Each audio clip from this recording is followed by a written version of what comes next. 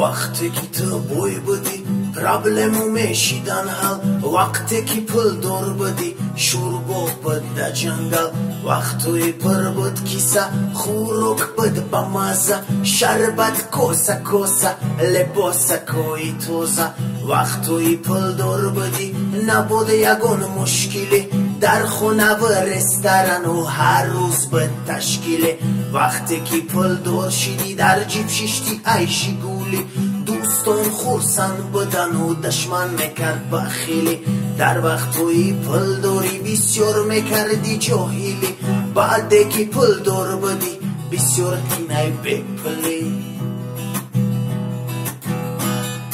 بپلی بپلی دویم کیسه خالی روزوی در روز منولی ای دستایی بپلی بپلی بپلی یک حیات کیسه خالی دوری صد مشکلی در وقتی بپلی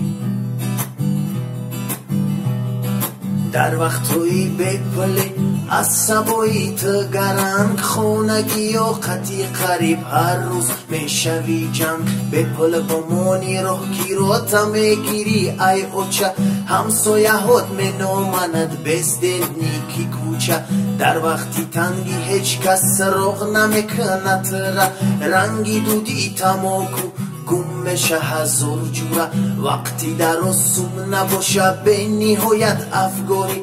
اینو ایلاجی را میروی کاری مردی کاری بعد بسینت هر یلوق پوست میکنه بلبلی قدر قیمت و بسته ای پل داری و بپلی